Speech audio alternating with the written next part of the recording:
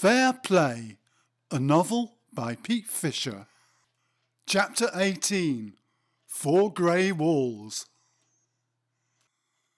Martin sat in the prison bus, looking out of the barred window as it rumbled north from Knightsbridge towards Edgware Road and then along the Westway towards Hammersmith.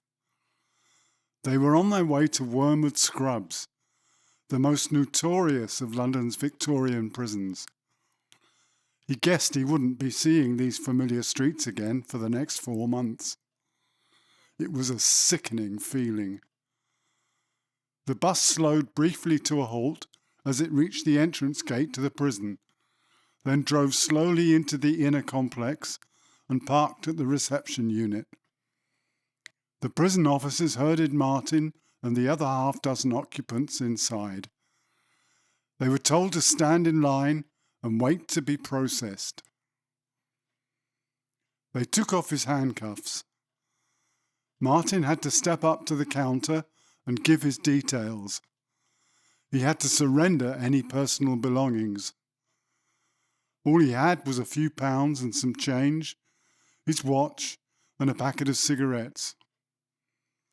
They gave him a pile of prison-issue clothes and a pair of shoes. He was ushered into a neighbouring room. He had to take off all his clothes and be examined by the prison doctor.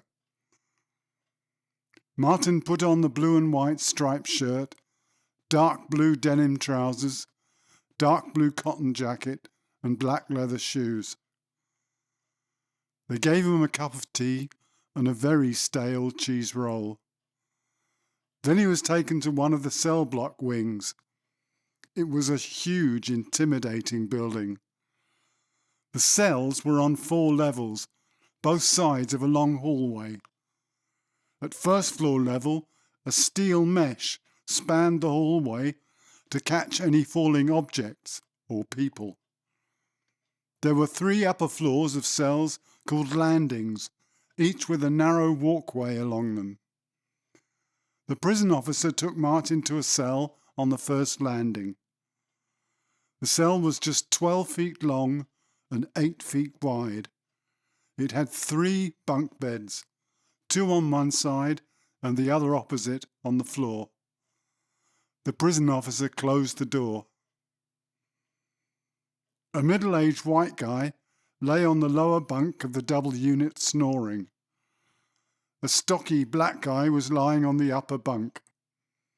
He eyed Martin with suspicion. Martin sat down on the single bunk. He was utterly forlorn. "So what you get then, man?" "6 months.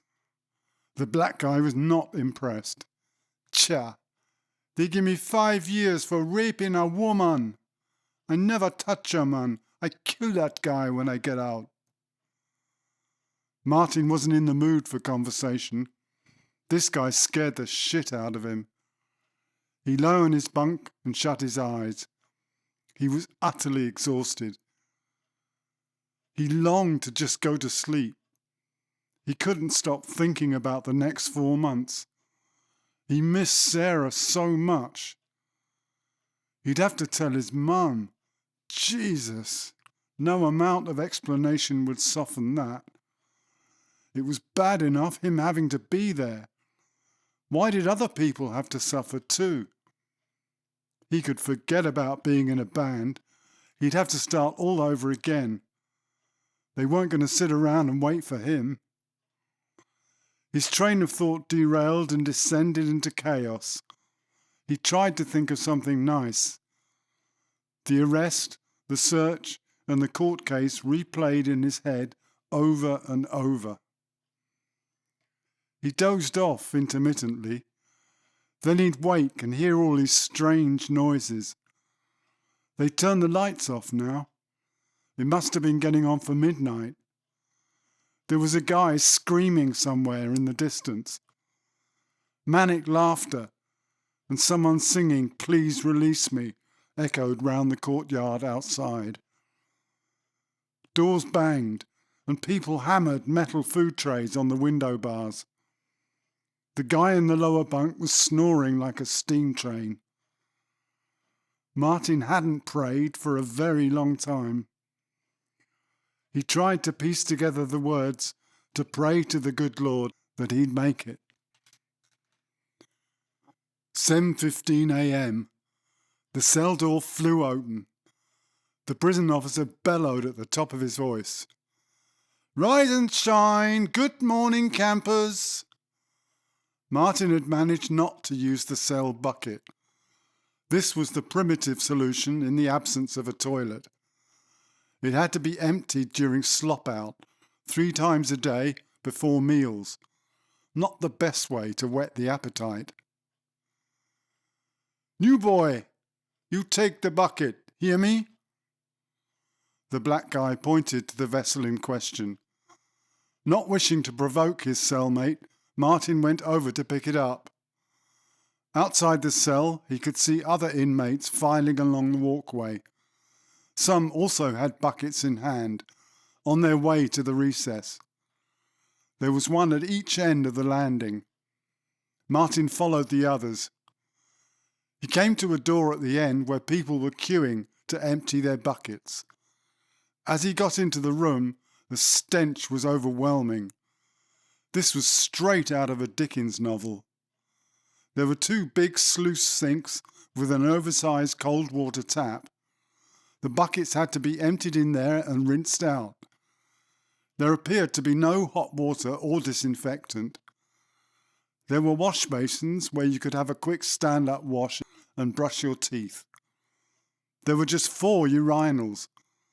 There were 4 toilet cubicles with no doors, so you had to take a crap with an audience.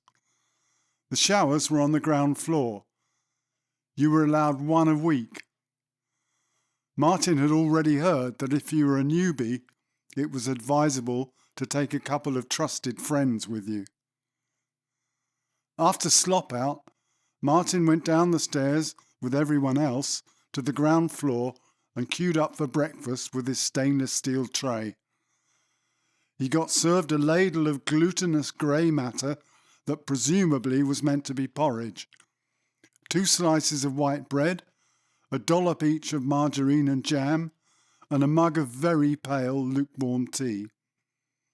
Everyone had to take their meal back to the cell, then they'd be locked in again. For Martin, the only other change of scenery was an hour a day walking in circles round the yard. A prison officer, or screw, took Martin to the prison shop. He was given a weekly allowance credit of 80 pence, enough to buy his ration of a 1/4 ounce of tobacco. It was a 1/2 ounce packet cut in 2 with a sharp knife. He just had enough left to get a packet of papers, a box of matches, a stamped envelope, 2 sheets of writing paper, and a cheap biro. He was taken back to the cell and immediately rolled himself a cigarette. God, it tasted good. But you had to roll them thin. He sat at the small wooden table and pondered over what he could write to Sarah. It was discomforting to know the letter would be read before it was posted, just like hers would be read before he got it. He told her he was okay, they were treating him all right.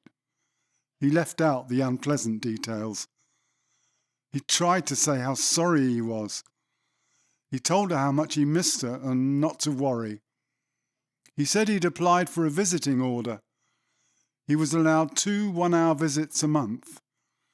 He'd heard there was a good chance he'd be sent to an open prison soon. He really didn't want her to have to come here. He gave the letter to the screw, who opened up that evening. Martin was glad he'd written it, but he wasn't sure if he felt better or worse now. On his 3rd day, a screw came into the cell after lunch. "Dalgleish, get your stuff together, you're moving." Martin grabbed his prison jacket and the few items he had. He followed the screw down the metal stairs. They walked along the hallway and then through several doors that had to be unlocked. They came into the adjoining wing. The screw took him up the stairs to the second floor, along the landing, and showed him into one of the cells. "Got a new one for yous here, gents, so behave yourselves, right?" The screw shut the door. Martin put his things on the empty bed. "All right, mate."